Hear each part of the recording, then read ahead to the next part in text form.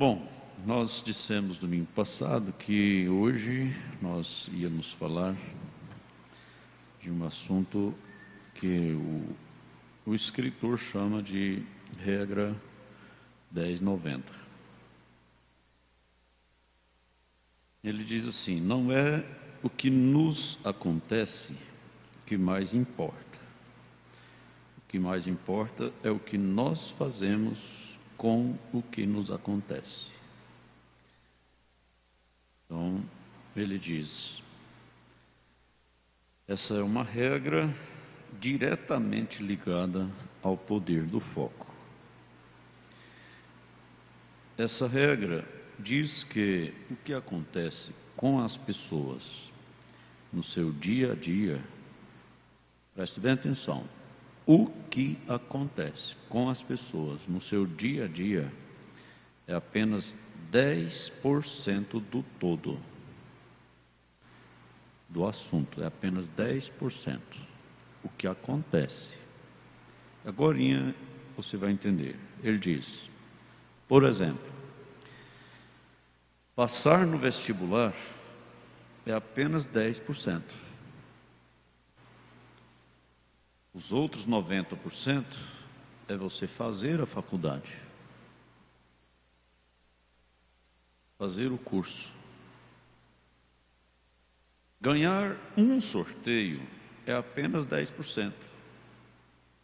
Eu ganhei, eu estou feliz demais, eu ganhei. Isso é só 10%. O que você vai fazer com isso que você ganhou é que é o mais importante. O filho tirar uma nota ruim é apenas 10%. Os 90% é o que ele fez durante o ano todo. Bater o carro é apenas 10%. Agora ele vai dizer aqui na frente: qualquer pessoa que entra num carro e sai dirigindo, essa pessoa está exposta, ela está sujeita a bater ou alguém bater nela, qualquer um está sujeito. Agora eu abro um parênteses: não existe motorista que pode dizer assim, comigo isso não acontece. Não existe, é uma coisa que não depende só da gente. Mas então, isso é só 10%. Aí os 90% é o que você vai fazer depois que bateu o carro. Eu achei isso muito interessante. Discutir com a esposa é apenas 10%. É possível acabar um casamento por causa de briga, né? Os outros 90% correspondem ao que fazemos em relação aos 10% ou aos 10% original, que originou a coisa. 10% deu origem na coisa. O que você vai fazer com aquilo que deu origem é 90%. Quer dizer que é mais importante.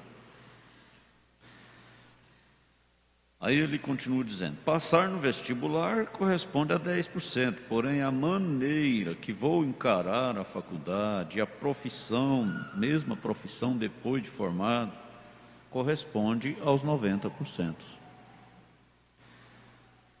Porque assim, às vezes a pessoa esforça, passa no vestibular, aí depois tranca a faculdade, larga de fazer o curso, desanima. Ou então forma, pega o diploma, guarda lá na gaveta e vai fazer qualquer coisa. De que adianta passar no vestibular e nunca se formar? De que adianta passar no vestibular e cursar a faculdade de forma mediana, entrar no mercado de trabalho e nunca ter um sucesso profissional? Então a frase-chave é: não é o que acontece que mais importa, e sim o que eu faço com o que acontece. A consciência dessa frase tem duplo benefício, quer dizer, tem um benefício com dois lados, né? O primeiro ocorre quando temos algum tipo de conquista, pois é muito comum agirmos como aquele jogador que comemora a vitória. Veja só, é muito comum, quer dizer que praticamente todo mundo age do mesmo jeito. Praticamente, não estou dizendo todo mundo, mas é muito comum agirmos como aquele jogador que comemora a vitória antes do fim da partida. Quando está faltando uns minutinhos para terminar o jogo, o adversário marca 2 gols e a coisa vira. Ele comemorou a vitória antes da hora. Ou ainda é como aquela pessoa que ganhou na loteria e em 5 anos apenas perdeu tudo, inclusive a saúde e amigos. Se entendermos que o que acontece corresponde a apenas 10%, poderemos dedicar toda a nossa atenção e todo o foco aos outros 90%.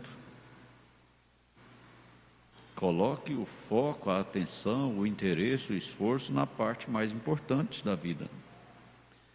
Então não é apenas estar à frente do placar, e sim estar focado em vencer o jogo.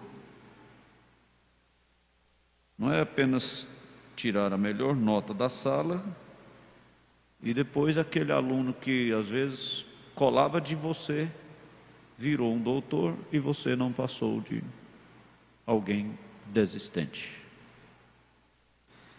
Não é apenas ganhar na loteria, e sim ter o foco em manter o que se ganhou, segurar o que ganhou e ser feliz.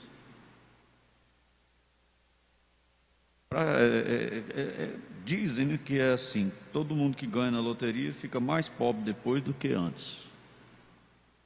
Um dinheiro amaldiçoado, né? O segundo benefício da regra 10/90 é quando as coisas ruins acontecem. Presta bem atenção, nós queremos que aconteça só coisa boa, não é? Quem quer que aconteça coisa ruim?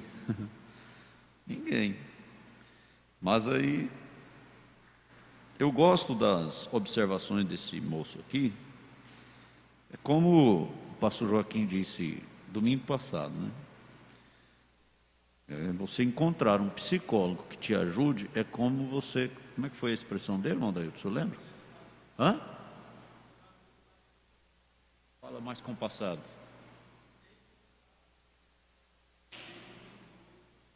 Encontrar uma agulha num palheiro de noite. Se encontrar um psicólogo, um bom psicólogo que possa te ajudar. Quer dizer que psicólogo é coisa perigosíssima. Mas esse aqui, por exemplo, ele, até agora, o que nós já estudamos dos seus escritos, nos ajuda, não ajuda? E o que eu acho bom é que ele compara muito o que ele diz com a Bíblia. Compara muito. Então, claro, você não vai sair comprando livros às tortas e às direitas aí e lendo. Não, como eu disse hoje de manhã, né? Nós não estamos lendo nem as mensagens, para quem encher a estante de livros. Mas eu posso pegar um livro, não é tudo que está escrito nesse livro aqui que eu vou passar para vocês, não. Tem coisa aqui que eu não vou passar, não vai ajudar. Mas também não faz mal, só que eu passo as partes que combinam com a mensagem, que combinam com a Bíblia, que combinam com o nosso dia a dia. Eu estou sendo um intermediário entre você e um bom psicólogo. Estão entendendo? Eu disse para uma pessoa uma vez que disse: pastor, eu vou procurar um psicólogo para minha filha. Eu falei: tudo bem, se você aceitar, eu fico entre esse psicólogo e a sua filha. Cada vez que sua filha for no psicólogo, traga ela aqui depois, para mim saber dela o que o psicólogo falou para ela. Se ela for sincera, então eu poderei ajudar, ver até onde pode ir, porque a coisa mais perigosa que existe é psicólogo. A mais perigosa que existe. A maioria deles não aceita os princípios da Bíblia, mas esse aqui aceita. Então, por exemplo, Romanos 8, 29, né? Tudo contribui para o bem daqueles que amam a Deus. Então ele está dizendo, o segundo benefício da regra 10,90 é quando coisas ruins acontecem. Se olharmos para o revés, também correspondendo a apenas 10%, como deveria ser com tudo o que acontece no passado, podemos focar e expandir positivamente os outros 90% e encontrar ganhos e benefícios. Se soubermos direcionar e qualificar nosso foco, poderemos encontrar benefícios ocultos em pequenas ou grandes perdas. Pessoa que não sabe perder, ela é uma pessoa, como é que eu diria? Ela tem um ponto fraco que vai prejudicá-la muito na vida. Uma pessoa que não aceita perca, não aceita perder. Essa pessoa vai sofrer muito, porque até as percas se tornam em benefício para o nosso dia a dia, o nosso sucesso. Tem coisa que se você não perder, você vai ficar parado lá. Enquanto aquilo não sair da sua vida, você não segue em frente. Tem coisa que você se agarra com aquilo, e aquilo vai ser vamos dizer, vai te amarrar. Então, de repente, quando você perde aquilo, você está ficando liberto para prosseguir. Quantas mulheres só conseguem ser felizes na vida depois que o marido morre? Quantos homens só conseguem às vezes ser felizes na vida depois que a mulher morre? E são coisas difíceis, mas é verdade. Tem coisa que você agarra tanto com aquilo, e aquilo está sendo realmente um embaraço na vida. Então tem perca que na hora é sofrimento, mas depois a pessoa diz, foi bom para mim, né?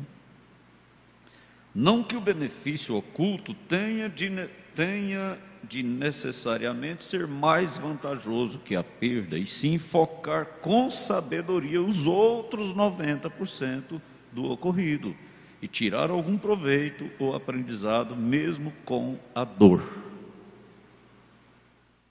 Nós aprendemos isso domingo passado, não foi? Você lembrar do passado somente aquilo que vai trazer para você uma lição de vida, algo que vai te impulsionar para frente. Uma pessoa que conheci teve câncer e quase morreu. Depois de ter superado a doença e se curado, ela se tornou uma pessoa muito melhor do que antes em todos os aspectos. Então, o que ela fez? Ela fez justamente isso.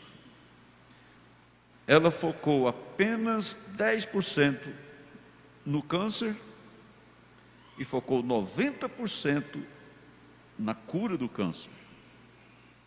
E que ela podia vencer aquilo. E depois de vencido, então ela se tornou uma pessoa melhor do que ela era antes. Eu tenho uma palestra do pastor José Fialho Pai, né? Não é do José Fialho Júnior, não, é do José Fialho Pai. Ele deu essa palestra num encontro regional que nós tivemos quando eu ainda morava em Goiás. Se eu não me engano, ele deu essa palestra num encontro regional, acho que foi em Bulhões ou Anápolis, por aí assim. Faz muito tempo.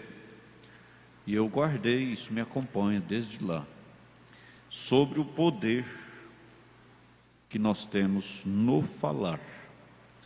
E combina perfeitamente com o que está aqui, e com a Bíblia e com a mensagem.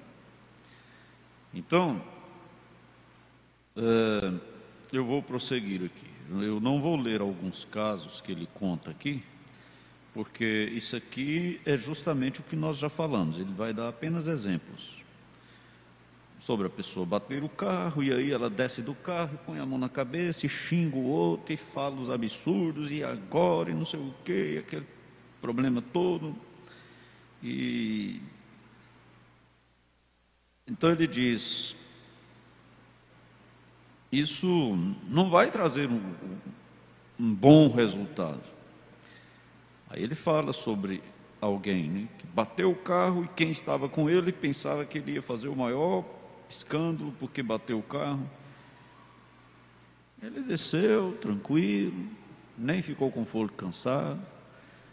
A polícia chegou e atendeu ali, tudo. O outro estava brabo, estava batendo com os braços e falando e mostrando os erros, e ele caladinho, quietinho. Quando o policial o interrogou e disse: e você, o que você fala? Ele disse: bom, com certeza de hoje em diante eu vou ser o melhor motorista do que eu fui até aqui, né? Se eu causei prejuízo para ele, eu tenho que pagar. É só me falar o que eu tenho que pagar, porque eu causei prejuízo, então eu tenho que pagar. Agora, ficar nervoso, ficar apavorado, xingar e falar, isso aí não vai resolver nada. O que vai resolver é o que eu vou fazer com o acontecimento. O acontecimento já aconteceu. Eu ficar bravo, xingando, batendo com os braços e falando palavrão, vai fazer o acontecimento deixar de ter acontecido? Não vai, já aconteceu. Então agora o que eu vou fazer? Eu vou ser o melhor motorista, vou ter mais cuidado, e os prejuízos que eu tiver de pagar, eu vou pagar satisfeito. Quer dizer, não diminuiu o mal.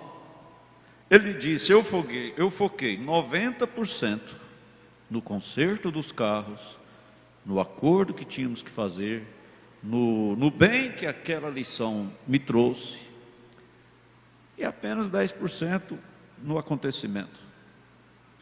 O mal é que nós focamos no acontecimento e não queremos assumir o acontecimento para saber o que vamos fazer, com um bom senso.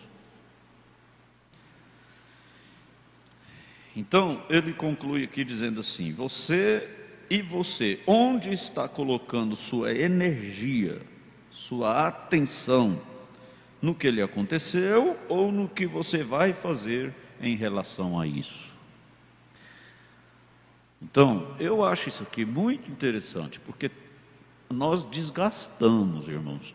Tudo que você fala, você está se desgastando, lembre-se disso. Quando você se põe a falar, você está se desgastando, fisicamente, psicologicamente, emocionalmente. Você está se desgastando praticamente de um modo geral, quando você se põe a falar. E mais ainda quando você começa a falar de forma negativa, aí que o desgaste é grande. Então, quando você foca numa coisa, você está colocando energia naquilo ali. Você está se enfraquecendo, você está se desgastando. Agora, continuando aqui, ele vai falar sobre a questão de comunicar-se. Comunicar-se. Aí ele fala sobre a comunicação verbal. Comunicação verbal é a fala, né? E fala sobre a comunicação ele fala sobre o padrão linguístico, que muitas vezes não é só palavras.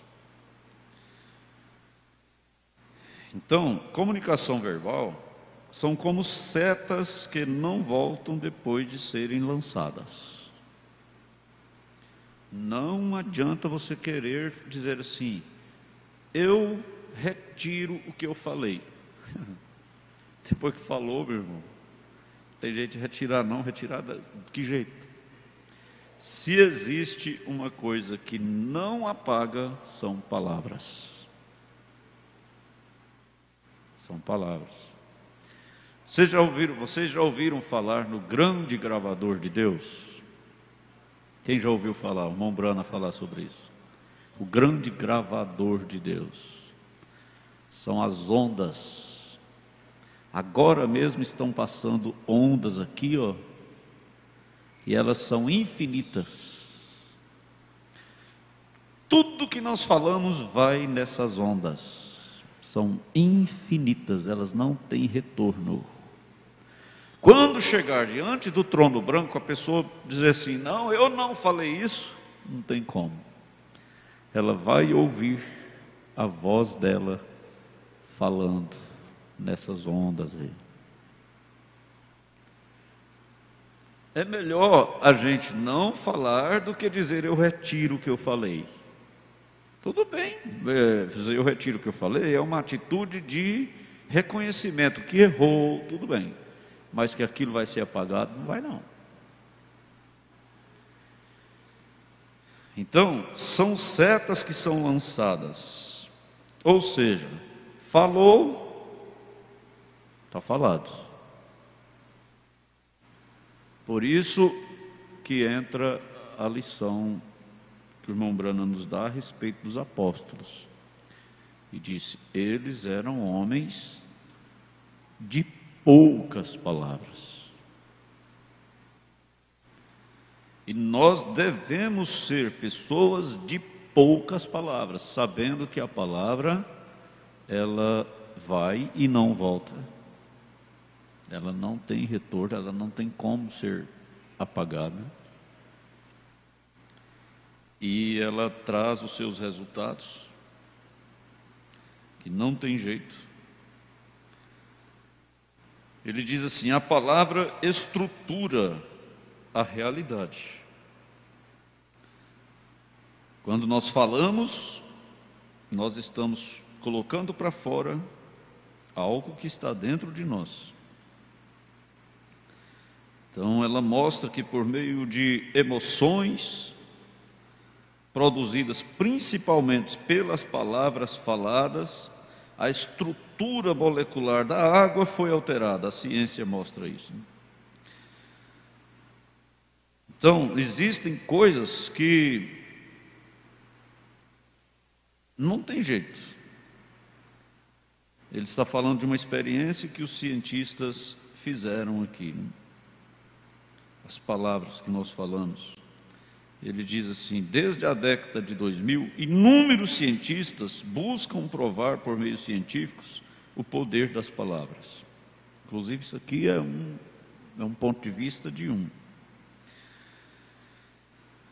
E um deles é o doutor Masaru Emoto, da Universidade de Yokohama, onde ele mostra que por meio de emoções produzidas principalmente pelas palavras faladas, a estrutura molecular da água foi alterada. Ele conseguiu mostrar seu ponto de vista congelando a água e observando-a em microscópio de fundo negro. Quando se emitiam boas palavras ou se comunicavam coisas positivas para a água, os cristais de gelo se apresentavam firmes e belos.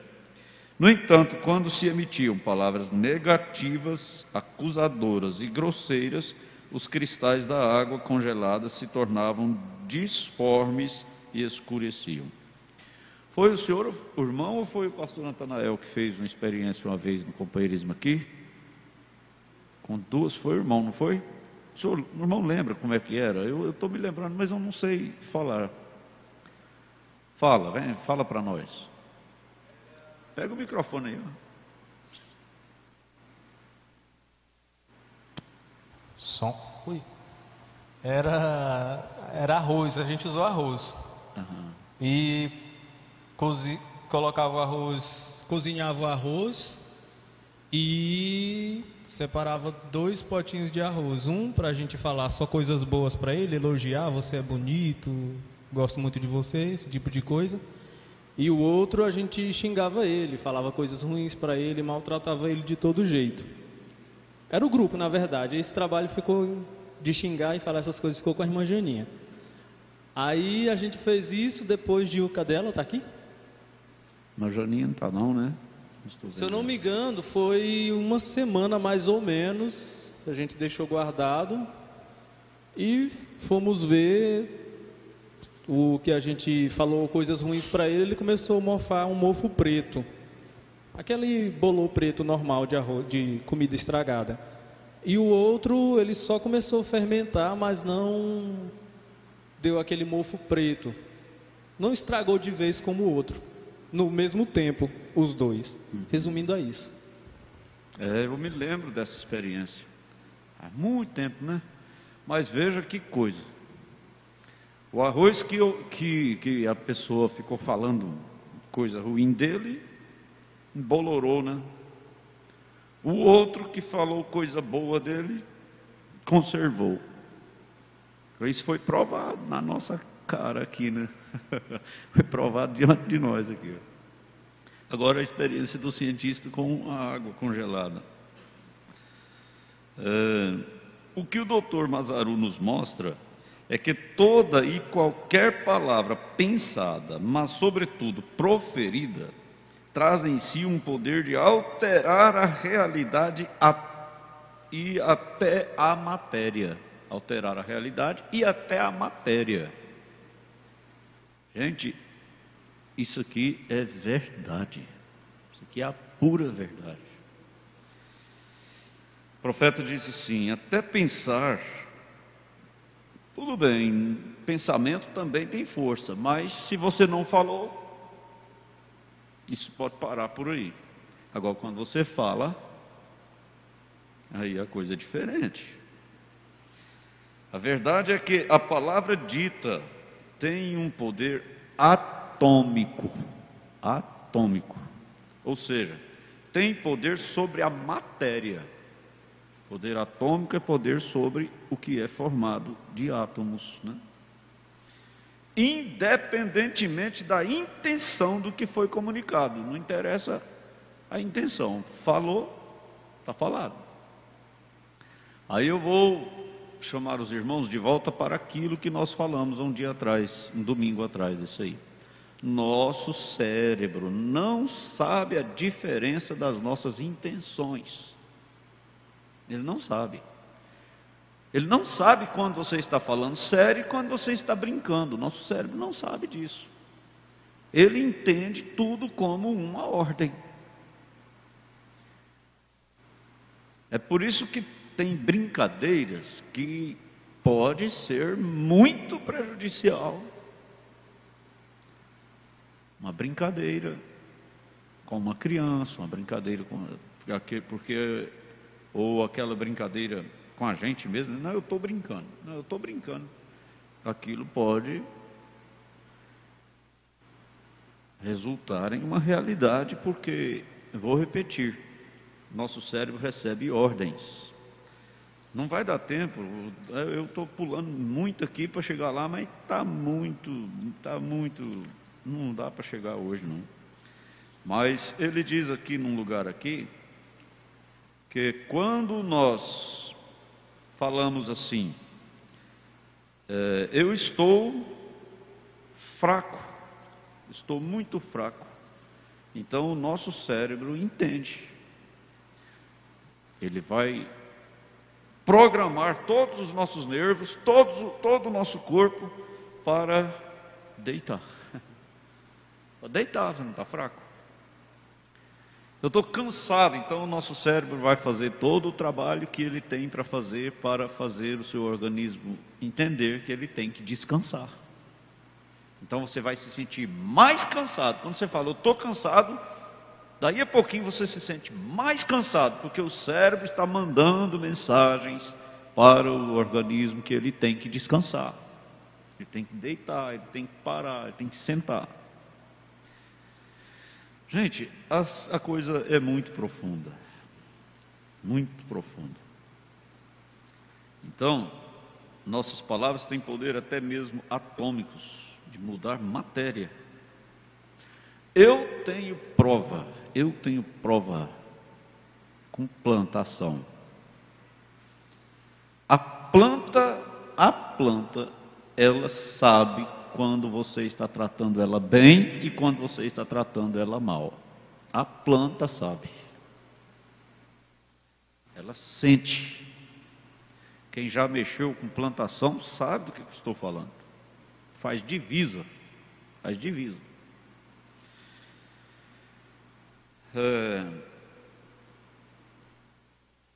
Religiões milenares como hinduísmo, budismo, judaísmo e outras são unânimes em ratificar o poder transcendente das palavras. A mesma ideia se percebe cada vez mais também no meio científico e acadêmico, como na física quântica, na psicologia, na neuropsiquiatria e na própria medicina. Todos concordam que as emoções derivadas de nossa comunicação são decisivas na saúde física e emocional. Veja que coisa. Tem pessoa que é tão difícil que não tem remédio que sara ela. Não tem médico bom para ela. Ela é muito difícil. É isso aí. A comunicação delas. Todos concordam que as emoções derivadas, porque a nossa comunicação gera emoção, derivadas de nossa comunicação são decisivas na saúde física e emocional, como também definidoras até dos acontecimentos supostamente aleatórios. Vamos, com a mente aberta, analisar o texto religioso. Aí ele lê Gênesis capítulo 1. No princípio criou Deus os céus e a terra e disse: haja luz. E o que mais que Deus fez? Nada, ele só disse: haja luz. Mombrana diz: talvez levou aí milhões de anos até que surgiu a luz, mas Deus falou. Mais cedo ou mais tarde aquilo tinha que acontecer. É tão triste sabermos que besteiras que nós falamos, às vezes vai brotar lá no nosso neto, no nosso bisneto, no nosso tataraneto.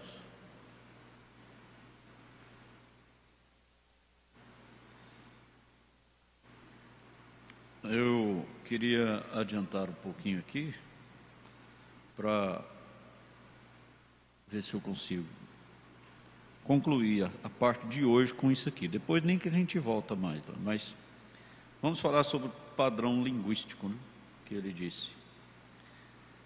Padrões linguísticos. Por exemplo, padrão linguístico negativo, que é coisa mais terrível. A pessoa que diz assim: nada dá certo para mim. Nada dá certo para mim. Tem gente que fala coisas querendo atrair misericórdia, querendo atrair aquela palavra assim, coitadinho. Meu Deus.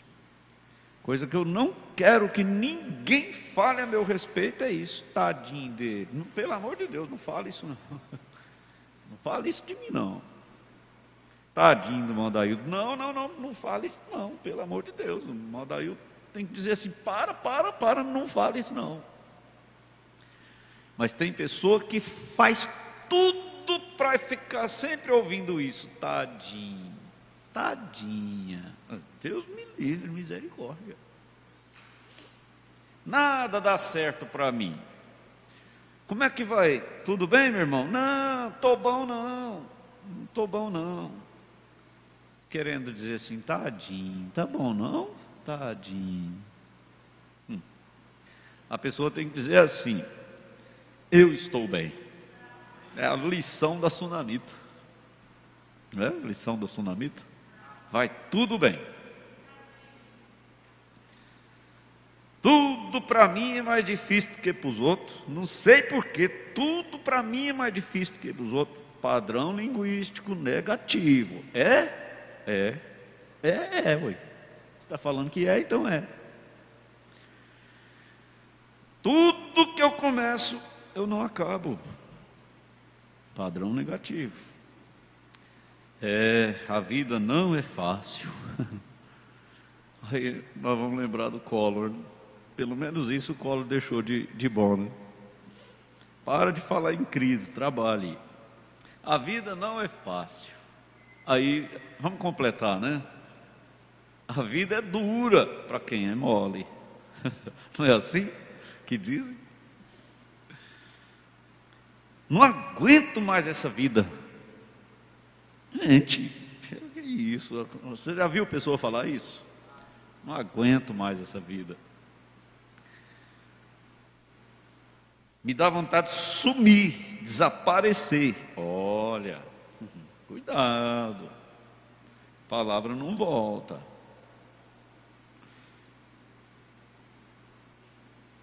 As mulheres. Homem não presta.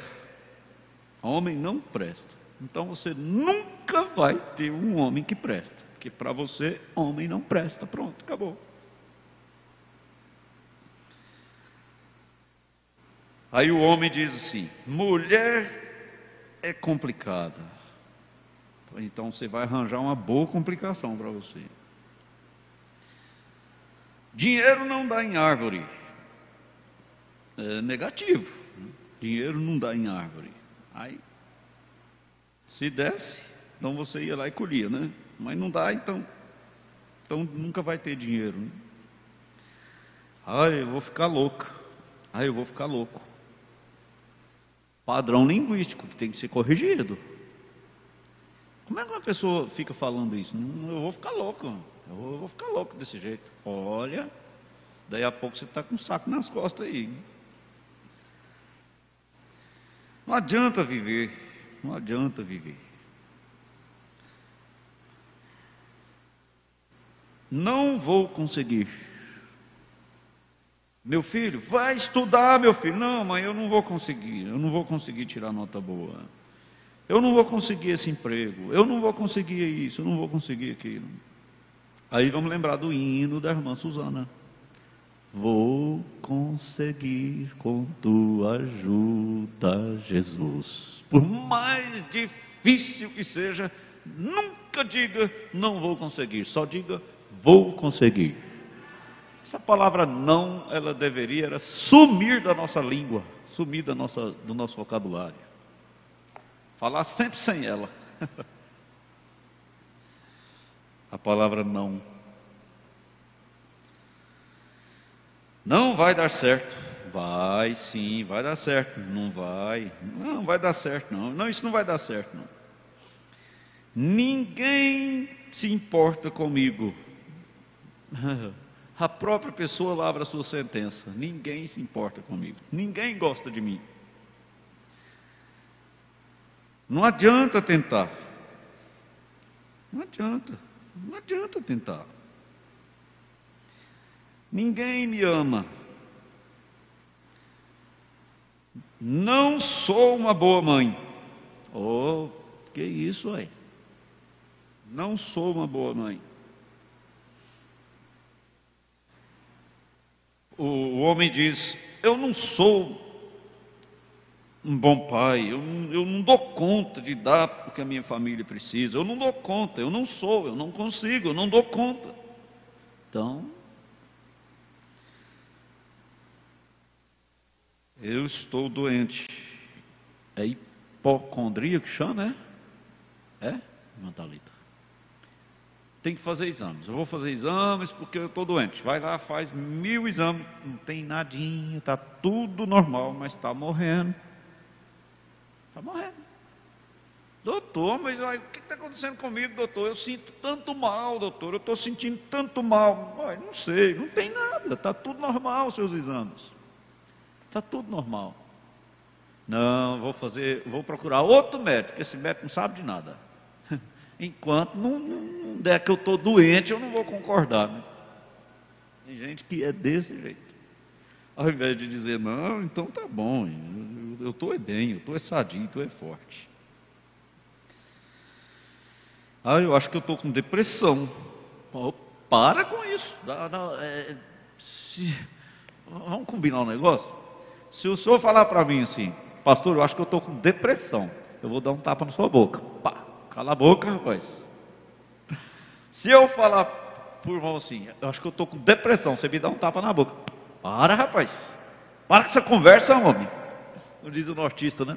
Para, nordestino. Para com essa conversa, homem. Ora, estou com depressão. Tem gente que fica, aprende a falar isso. Qualquer coisinha, eu estou com depressão, estou com depressão. Você não sabe o que é depressão. Se eu soubesse, você não falava.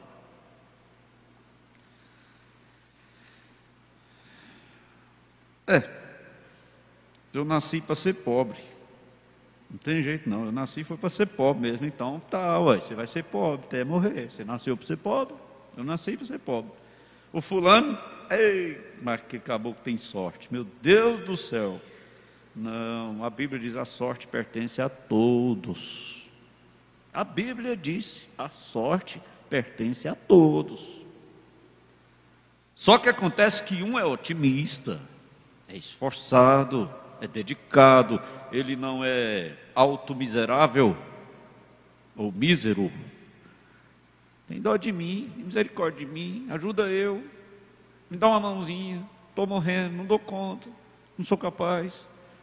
E o outro não. O outro ele parte para frente mesmo e vai vencendo todas as dificuldades e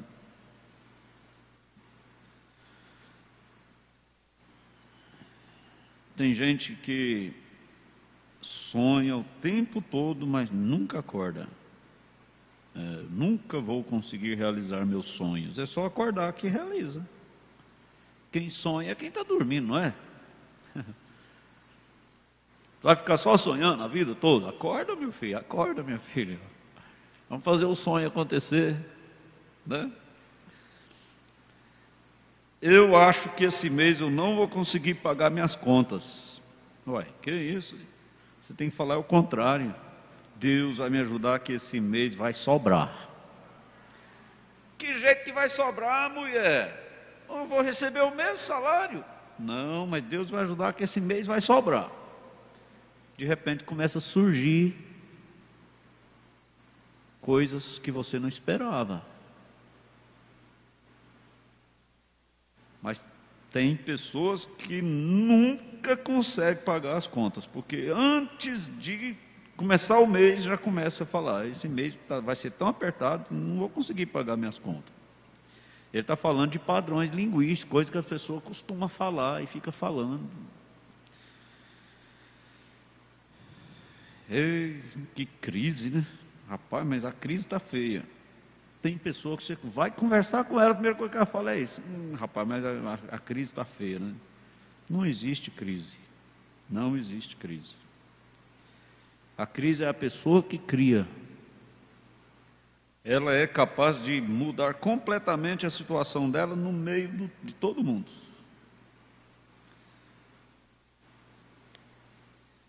Meu filho só me dá dor de cabeça. Minha filha só me dá dor de cabeça. Coisa que uma mãe, um pai jamais podia pronunciar. Então nós vamos parar por aqui, que já passou da hora, né? Depois a gente volta a falar de novo.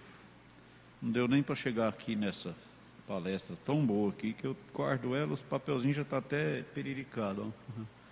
Já tem bem mais de 20 anos. Mas depois vai ter mais tempo. Deu para entender o que falamos hoje? Então tá bom. 10% no acontecimento e 90% no que aquele acontecimento vai resultar para você. E a comunicação. Comunicar significa falar. Tudo que você fala está determinando seus passos, sua vida, tudo. Mombrana chegou a ensinar, por exemplo, quando você vai viajar, não fale em acidente. Não fale isso, porque isso vai facilitar aquilo. Não fique falando em doenças. Não fique falando em tragédias. Uma coisa muito importante que os pais, os maridos, as pessoas deveriam aprender é não trazer as coisas que vê lá fora para dentro de casa. Contar. Contar tudo que acontece lá na rua, no trabalho, onde você viu lá, chega e conta dentro de casa. Você está trazendo aquele clima para dentro de sua casa. Agora imagina quem tem uma televisão dentro de casa, hein? Que os faladores da televisão deixam a casa da pessoa totalmente informada com tudo que está acontecendo no mundo todo. Imagina o clima dessa casa. Se nós falarmos somente coisas boas vão nos acompanhar. Se nós falarmos coisas ruins, as coisas ruins vão nos acompanhar. Dependendo do seu padrão linguístico, da sua comunicação, das suas manias de falar, é a vida que você vai viver. Agora, não deixe isso passar voando por cima da sua cabeça aí, não. Muda. Chega em casa e pesa as palavras antes de falar.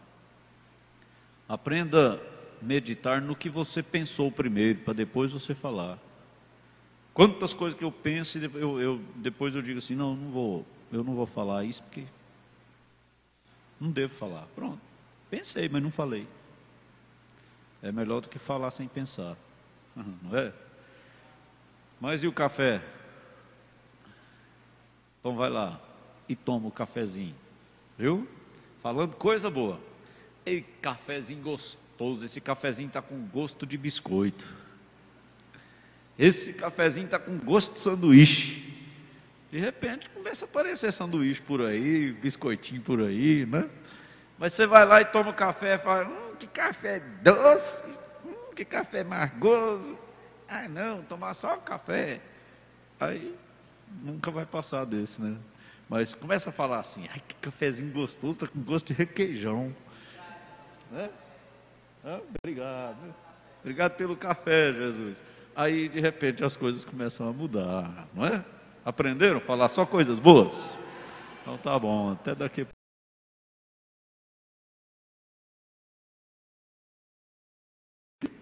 Eles devem nos acompanhar a intervalozinho e voltaremos. Irmão Wellington Andrade, na Fazenda Três Irmãos, no município de São Geraldo.